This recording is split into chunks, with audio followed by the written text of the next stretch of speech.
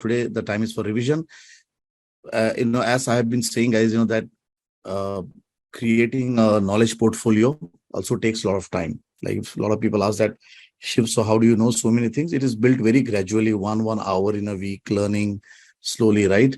So I'm sure that if many of the people who have been following this lectures, right, even if you are doing 1 hour in a week also, I'm sure that your Docker knowledge should have come to a level. Okay, so let us quickly start. This is our syllabus. This was our syllabus out here, right? What I will do is, so definitely today I will not demo anything, okay, because I thought that I will walk through the video. Actually, walk through the video means what I've done is I have I'm very lazy person, but what I've done is, you have this day one video. I've started putting bookmarks out here, so I will mute the voice. Okay, also what I've done is I've started putting bookmarks. I'm not sure if Teachable allows you to see the bookmarks, but very quickly, this is the mini player. Where are my bookmarks? I just personal notes, right? So what I will do is I will expand this definitely. And these are my personal notes out here. This is the first lesson, guys, we started, right? So what I've done is I've started bookmarking out here. So first thing what we did is we talked about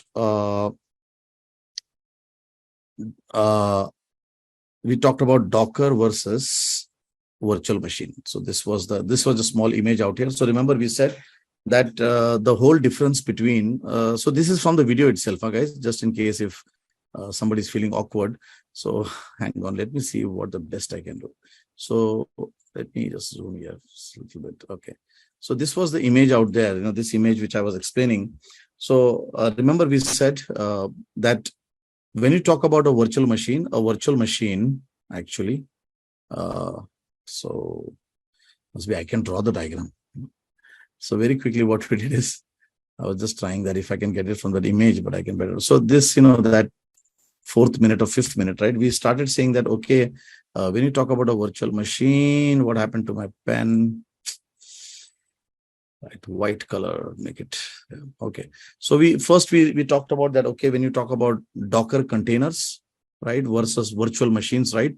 In virtual machine, what happens is the operating system is also included, right?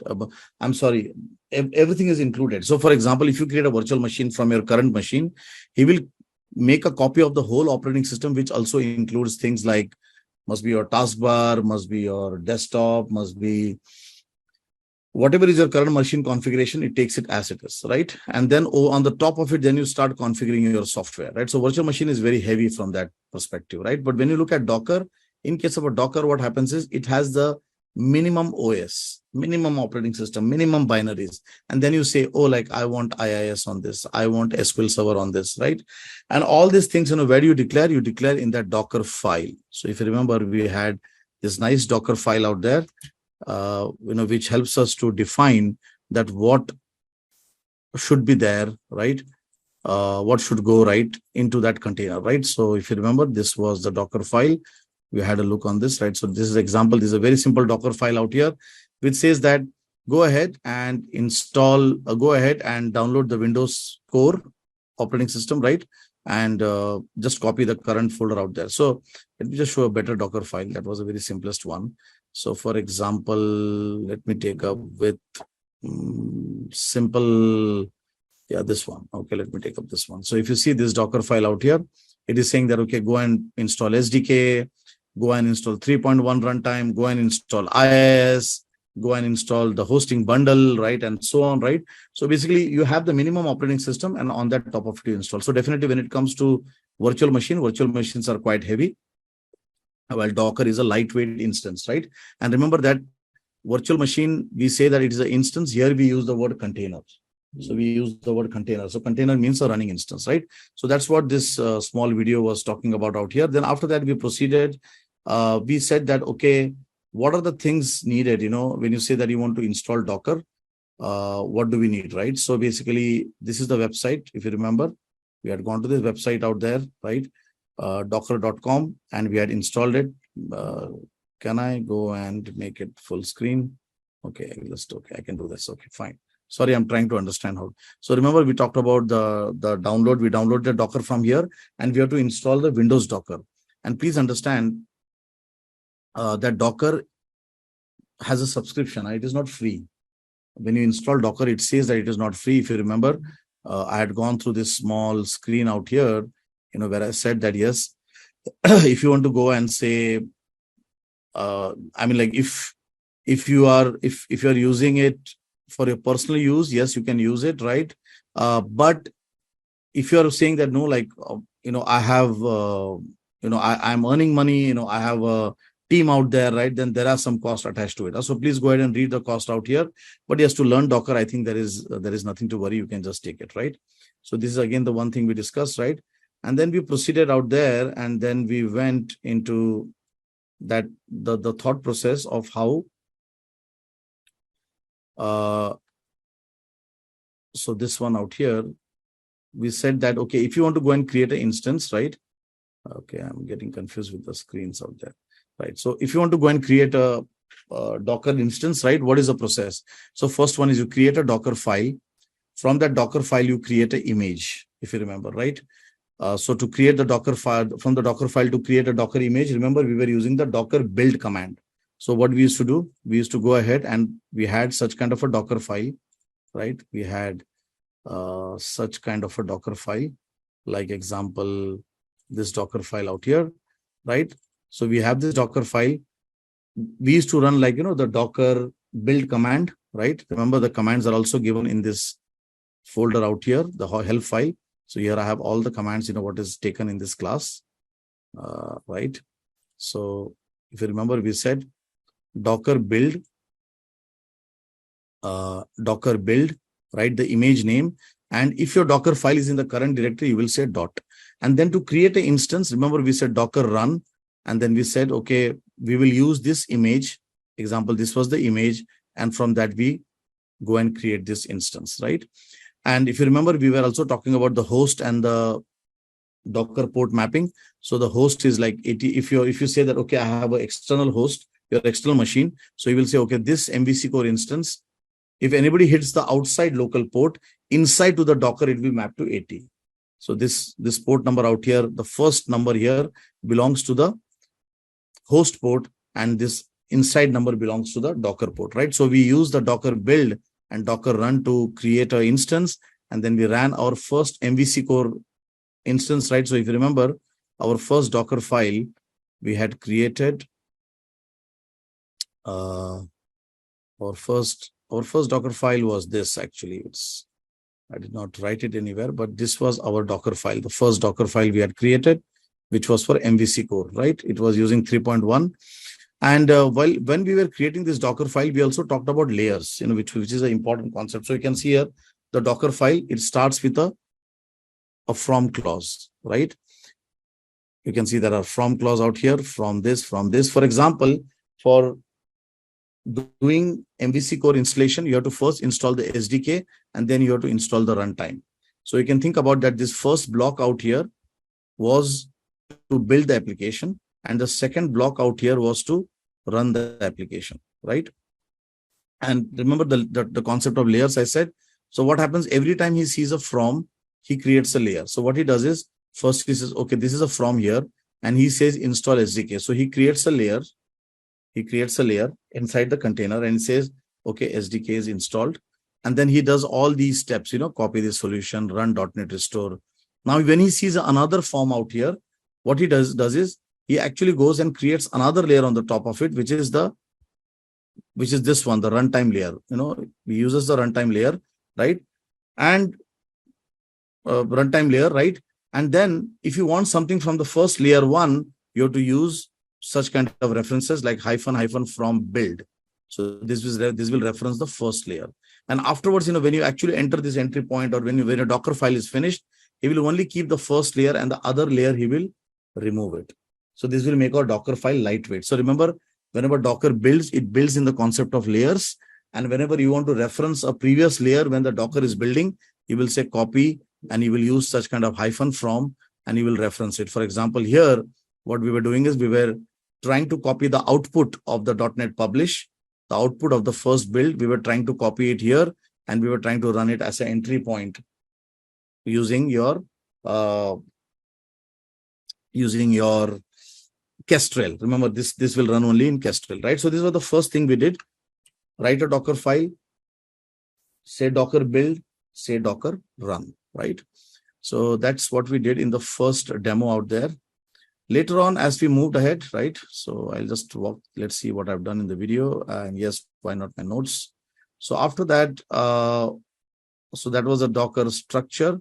And yes, this is how the Docker dashboard was. Now I don't have Docker at this moment installed out here, but this was how the Docker dashboard was looking. Remember, it had containers, it had images, right? So in the containers, when you click on the containers, you were seeing the running instances. When you click on images, you were seeing the running images, the images which are created, right?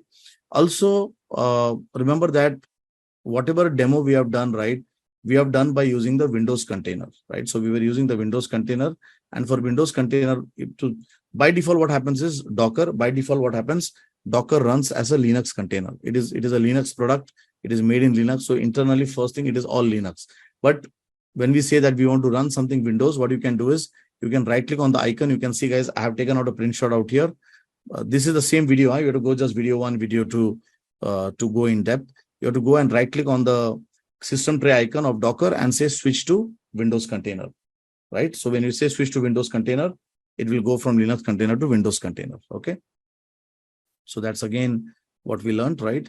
And what did we do? And this was here, and Docker build command, right? Then we went to day 2.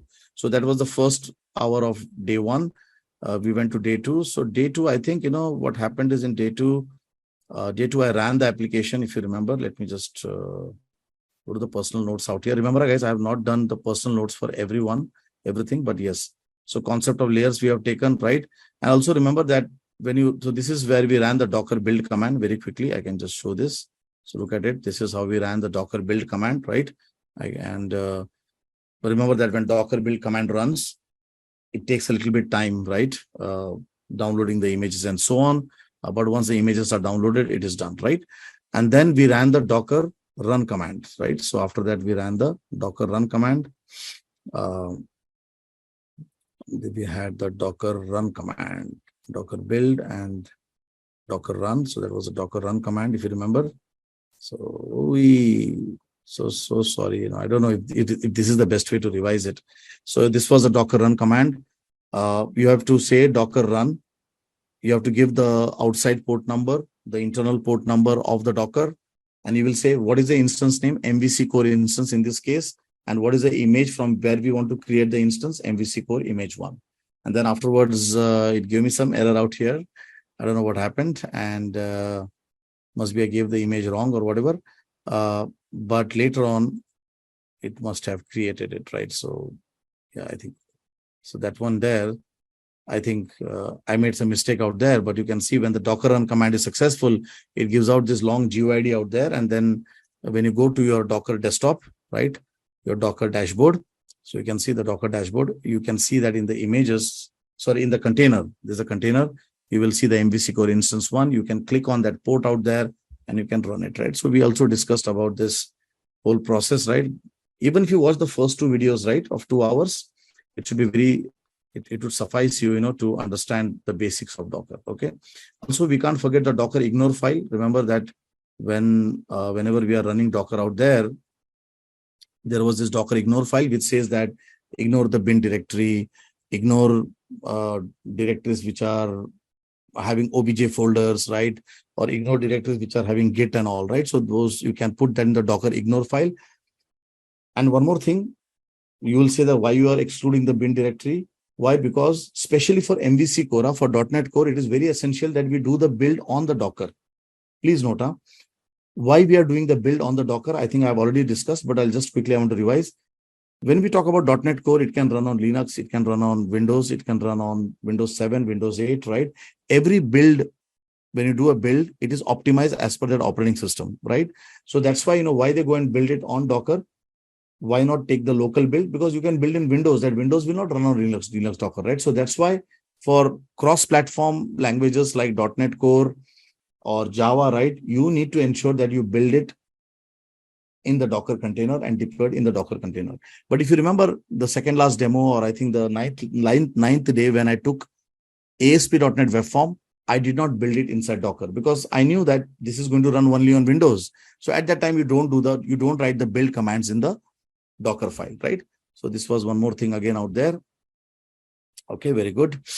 Then we went to day 3, right? So day 3, what we did is day 3, we said that, okay, in day 1, what happened is in day 2, we installed our ASP.NET Core inside Kestrel. Kestrel is a default web server which comes for ASP.NET. Then we said, no, like when we are talking about real deployment, we need IIS, right? So we moved ahead and we thought about that, how to deploy IIS. So you can see the first thing what we took up a very simple index HTML, you can see if you remember, and we wrote a very, very damn simple Docker file, right? So this was the Docker file out here. I'll just go through it. So in this Docker file, I'll just open up. Remember, these all folders are there. There is something called as a docker.zip, which I've given to the team. If you download, everything is out here. So let me go simple IIS hosting. So this was the Docker file. So when you're learning this, try like this, that this is with Kestrel, this is with IIS, this is with SQL Server, right? So you can see here what we did is we said, okay, go ahead and first get this IIS, right? And we just copied our local directory into the www root and we ran the application, right? So this was a very simple demo out there. If you remember, over here, we did something extra as well. So you can see here, this is first, we had this IIS installed. Then if you remember, we ran PowerShell and we removed the default website, right? So that one also will run. The code which I just shown, that one also will run. But here, what we wanted to do is that we wanted to remove the default website and run in some other port. So if you remember, the PowerShell commands are there so that we can run these PowerShell command like remove website. Remove website PowerShell command goes and removes the website of IIS. And then we said new website to the default port 80, and we said expose that 80 port outside, right? So this was a very simple IIS application, IIS inside Docker, right? So this was day 2, right? This is the whole demo. Please go and see that, right? And somewhere we went ahead and remember, very quickly, just as I'm moving ahead, I want to also say, you can see here, here, the previous Docker file, we said entry point. In the previous Docker file, when we were running inside Kestrel, we said entry point of this DLL because Kestrel is going to run it. But here we are saying expose 80 because the IIS instance is already running. So we don't have to run IIS instance, right? The entry point isn't Kestrel here. The entry point, there is no entry point. The IIS is running and MVC core is running inside it, right? So Kestrel is already loaded inside it, right? So that was the, in this case, there is no Kestrel. This is a static website, I'm sorry. But I'm just saying the other demo which will come now. In this case, there is no Kestrel. I'm so sorry, right? This one here, we are just saying expose 80 because there is nothing to run. So there the entry point signifies that we want to run the Kestrel as the server and run our MVC core inside it, right? So this was one more demo which we did in day 3. Right, remember this again takes a little bit time out there, right? And and we ran it and all that, right? So I'll just right, and there were some questions I answered. I'll just quickly run this ahead, so that was one. I did not bookmark from here, but let me take it very quickly. So what was this? Yeah, I think there was some errors. Remember, a lot of these demos had errors, right? So I was busy fixing these errors, right? So that was day 3, running a static application, right? Okay, great. So here now, after that, I think in the second half, what I did is I ran MVC core inside IIS. So IIS hosting with .NET Core. This was a little bit tough. See, I don't know if this is the best way to train Docker. I don't know that. But what I was trying here, and even my team, what they were trying is to take you through the gradual process of saying, okay, here it is simple MVC core, here it is with a static website, here it is now combination with this. So I'm not sure if it is the best way to teach, right? But we were trying to put scenarios ahead with you. So here, this scenario, here what we did is, here we said, okay, we want to go and run MVC core inside IIS. Now see, when you say run MVC core inside IIS, right, you have to install one is you have to install the .NET runtime, and you have to also install the hosting bundler. That hosting bundler actually goes and makes sure that your MVC core can run inside IIS. Remember, Kestrel is a reverse proxy. Please go and see this video. Kestrel is a reverse proxy, and for a reverse proxy, we need that handler, that HTTP handler, which is in the Windows hosting bundler. So what we did out here, this was the first build part. This is all same, right? Right. But later on, what we did, okay, later on, we went ahead. Hang on, this one, I think I took let me take a good print screen.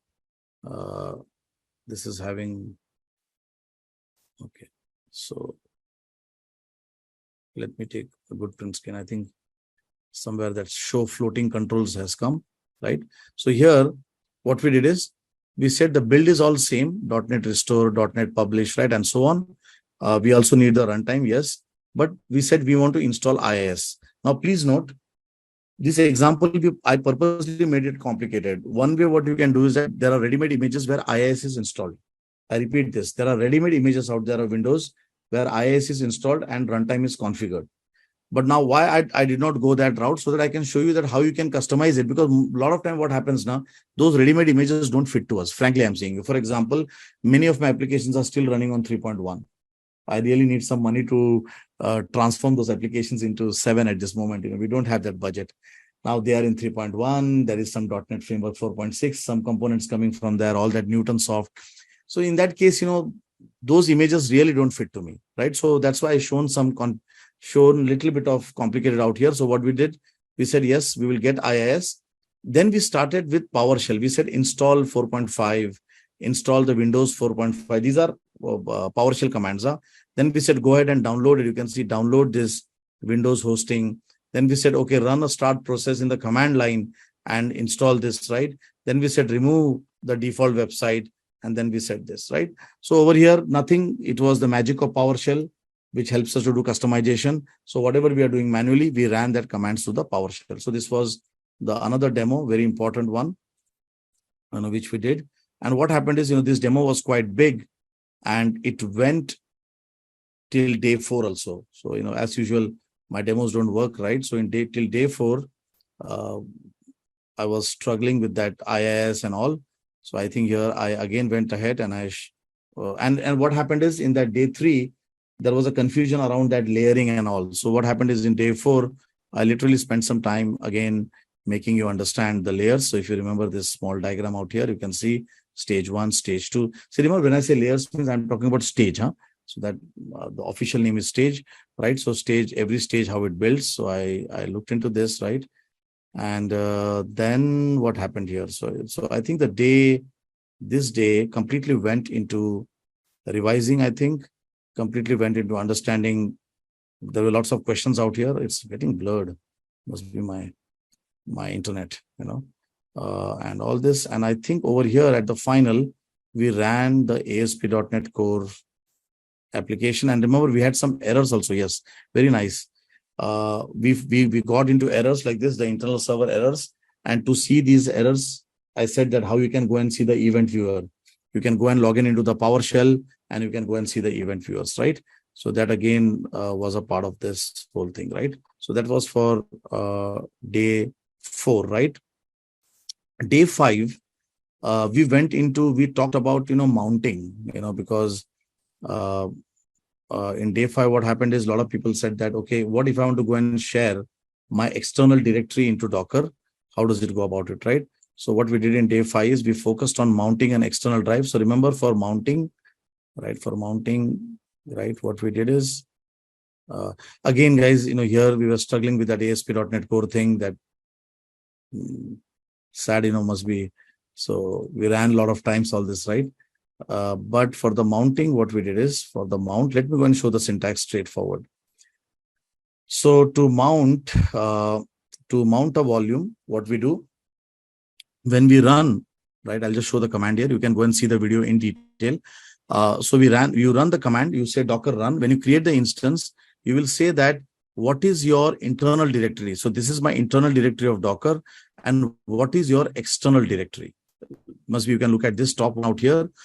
this one, we were actually trying to run a SQL Server instance. So we said -v, right? Remember, the mounting happens when you create the instance. So we said the external directory mounted with the internal directory. So external directory can be ctemp, internal directory can be C1, 1, 2, 3.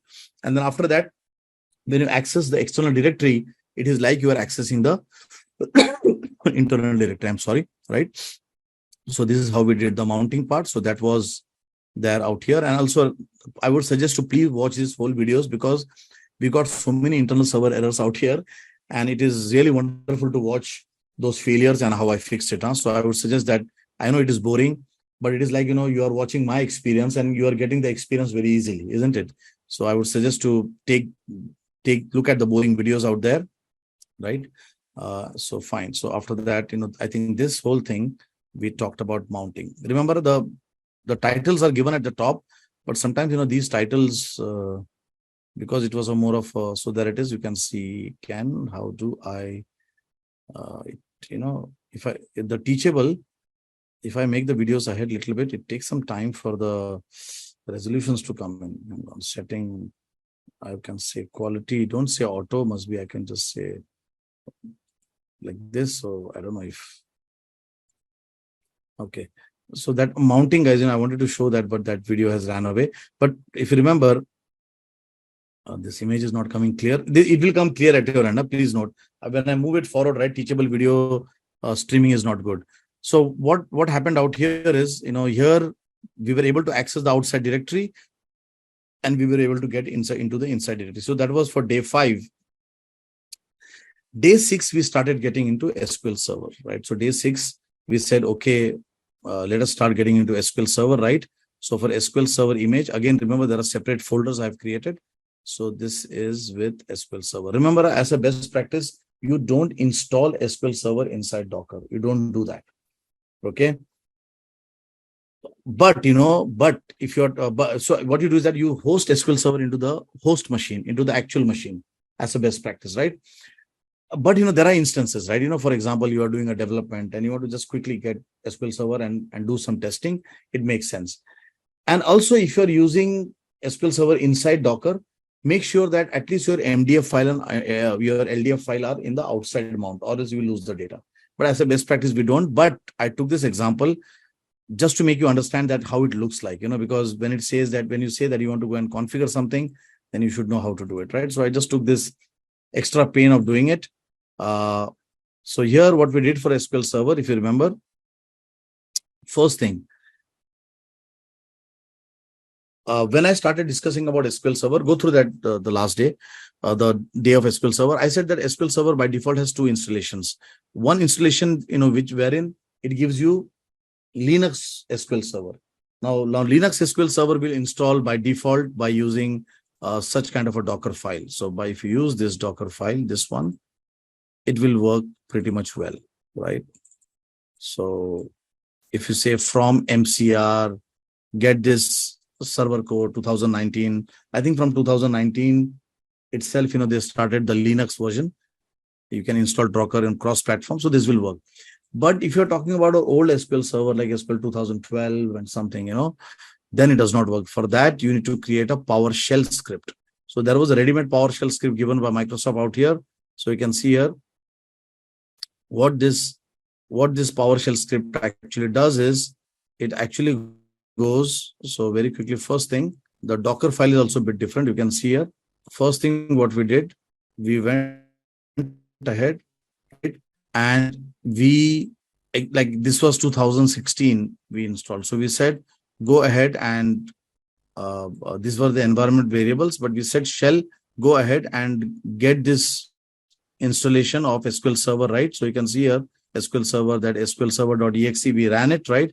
And after that, we fired the commands of SQL Server. We ran this PS1 file. We ran this PS1 file. And in that PS1 file, we had to write explicitly the commands to configure SQL Server. For example, command like, saying, starting the SQL Server service, setting the SA password, and so on, right? So remember, the configuration of SQL Server Windows installation is a bit different, right? So again, this one was what we covered on day 6, right? Day 7, what we did is we looked into environmental variables. We said that, okay, how do we go and set environmental variables? So if you remember, we talked about the Docker compose file. Okay. So we had written this Docker compose file out here. And in the Docker compose file, we had set the environmental variable. So first thing, I mean, like if you want to go and set an environmental variable, you can set it through the Docker run command also. So very quickly, if you want to go and set environmental variables, you can do it through the Docker run command as well. So the basic code of environment variables, Docker help file, right? So here, I need to tidy this. It is good, but it is very so somewhere, so sad. What happened? So if you remember the Docker run, and we said, okay, you can go and give an environmental variable. Somewhere it should be. I don't know if I have not put it out here. So that was one way of doing it. But if you have many environmental variables, that does not make sense. So what we said, if you have many environmental variables, what you will do is that you will write, such kind of a compose file. You will write such kind of a compose file. And in the compose file, you see the Docker run command. From the Docker run, you were specifying the image, you were specifying the port number, right? So this compose file, what it does is it says that you don't have to put all that hyphen port and all that. What you can do is you can write everything into the compose file and do it from here. So we said that the environmental variables, we can set it from here, and to run the Docker compose file, right? Remember, we have to say Docker compose command. It is not then Docker run anymore. So to run that command, we have to say Docker compose like this, Docker compose, and wherever is your current file, right? So that was what we did for the environmental variables. Then in day 8, right? In day 8, what we did is we said, okay, now let us go a little bit big. And we said that MVC core using EF with SQL Server. This actually took a lot of time of us, right? It took, I think, 2 days, 2 hours, 2 days of the week, right? So in that case, what we did is let us look at the Docker file. Remember, when you're learning this, just start looking at the Docker file. You will get a lot of answers of it, right? So here we went and we had this Docker file. These are separate folders. You can have a look at that. Okay. So this is what we did, right? Remember, environmental variables you can set from inside also, just in case. You can set from outside also. You can set from inside also. Okay. You can, this way also you can set it. So for Docker with MVC core, right? EF core, what we did is this was our application, the same thing, .NET Restore and all, right? Import this module. These all things were all same. Okay. But for, hang on, let me see. Yeah.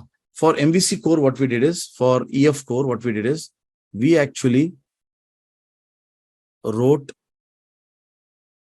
the database creation command inside the code, if you remember, right? As a practice, I don't think that's the best practice, but if you remember, whatever database we were creating, somewhere we had said that we will create it inside. I don't remember exactly, but we had said that, yeah, this one, See now, I mean, like we were doing code first, actually. Okay.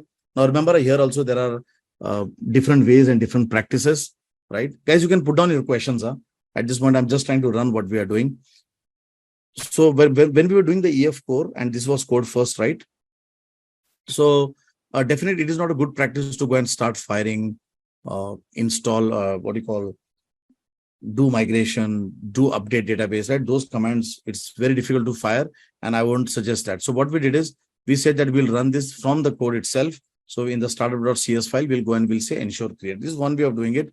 The second way, what we discussed it would be great if you can create a separate executable. A separate executable which you can run when you run the container. Remember, from when you say Docker run, you can run an executable also. So if you can run an executable, nothing like it.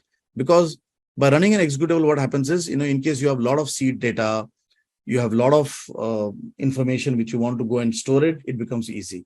Running from the main code itself, it is a little bit dangerous and it is a little bit awkward also, right? And also we said, if you want to pass the connection string and so on, your MVC core application should have environmental variables enabled. Means you can see here, if you don't find the connection string in the app settings file, you will go to the environmental variable. So these were a couple of things we did. And I think in this day out here, we created that EF code with SQL Server, right?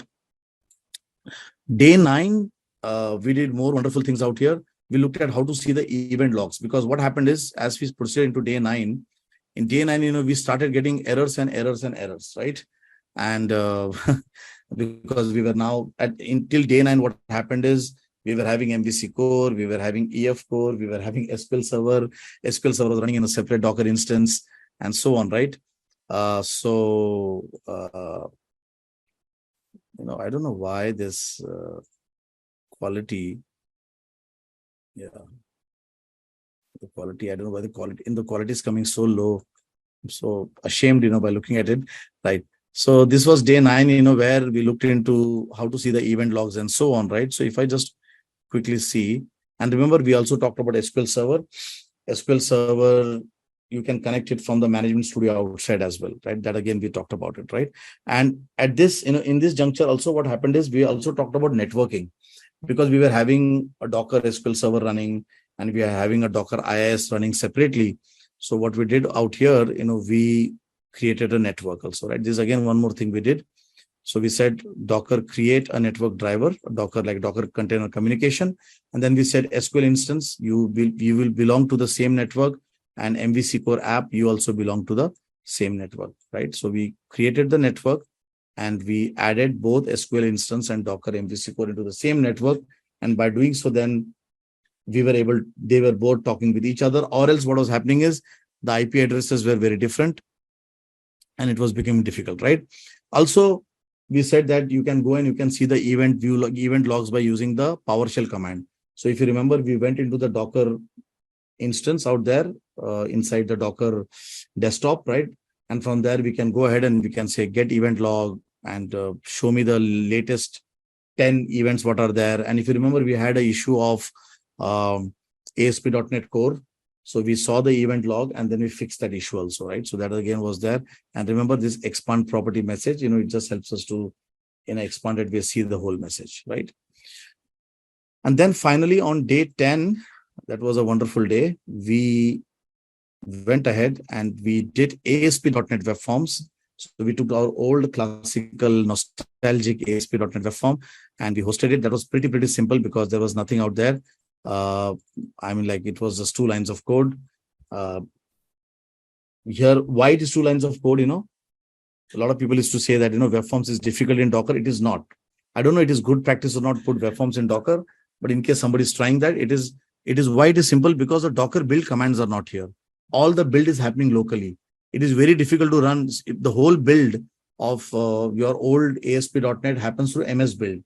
Now installing MS Build and running that does not make sense. And second, is the same Windows Windows operating system. So it does not make sense that ASP.NET Web Form will not run on Linux, right? So it just makes sense that you go and build it. Now you can think about, sir, but then what about like if it is Windows 8 and Windows 7? Inside that, how the performance will be. See, remember ASP.NET or .NET as such, they already have a JIT.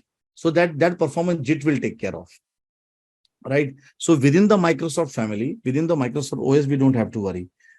You just put that .NET, right? And .NET will run the .NET JIT, and .NET JIT will say, okay, this is Windows 7, 64-bit. I will do the best compilation. The problem is with Linux. When you go outside the family of Microsoft, there you have to create a very separate build, right? So at that time, the MVC core build, you have to do it online. MVC core, you have to do it inside this. Also, I remember last time I was talking with one of our friends out here who was attending this training. He said, sir, what if my MVC core is going to run on Windows only? If your MVC core is going to run on Windows, right? I think I would take a call to not run the build inside the Docker file. If you're 100% guaranteed that your Docker image is going to be Windows only, if that is a guarantee out you're giving, and you are saying that we will not for whatever reason, right? Then I think I won't do the build inside the Docker. I can do it build locally, push the DLLs out there, and the JIT will take care of the extra compilation and so on, right? So guys, that was all we have done. I know I was thinking that this will span 2 days, but today itself, it has wrapped it up, right? So this is the syllabus we have completed till now, right? And I would suggest to go and watch all of this. Must be tomorrow. We don't need to take the training. I was thinking this will go 2 days. We can take a pause for today's day. I was thinking to take a pause of 1 week actually, so that you can watch these 10 hours. At least try to practice the first 2 hours, right? If you have any questions, you can please ask me during the afternoon time. If anyone is out there who wants my afternoon time, I'm little bit relaxed from 5 to 6, right? If you're but don't ask me project questions. Don't bring your project. Many people come with the project. It is little bit difficult to enter your project, but anything which is related to the learning part, understanding part of the videos, I'm very much welcoming it, right? So I think that tomorrow we can excuse this training, and the next week also we can take a pause, and after that we can start with Kubernetes. I think Docker is not complete without Kubernetes, right? So any questions here, guys? Any queries? I'll just go to the chat window. Yes. Okay, GitHub Actions with Docker. Okay, let me start from the top. How can we get the lesson notes? The bookmark, Ravindra, it is difficult because I don't know the bookmark. Question team. So let me take one question here.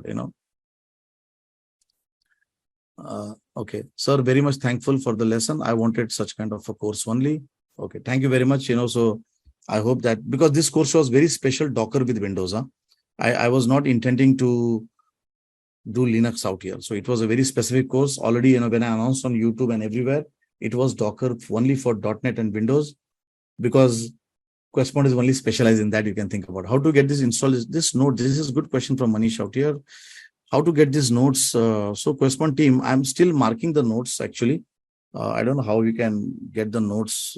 I don't know if there is an export in Teachable. We are hosted on Teachable, so I'm not sure. So team, can you just see that how we can get the notes exported? I'm not sure if I can export these notes from here.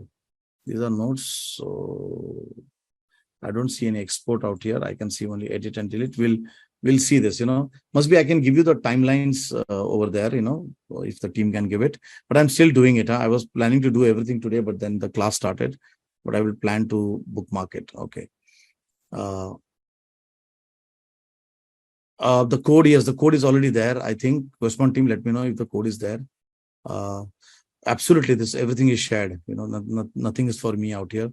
Okay, how do we get these notes installed? Yeah, Teachable and okay, lesson notes. Yeah, the lesson notes, I don't know if you can get it. Actually, the lesson notes I started now only, 2 hours back, right? So, so when will you share this? It is already there, Chandan, isn't it? I'm not sure. This RAR file is not there. Can I upload it here then? I can upload it here, and also they should upload it on the Questpoint Teachable also. So what I can do, this is all docker.zip out here. I'll do like this.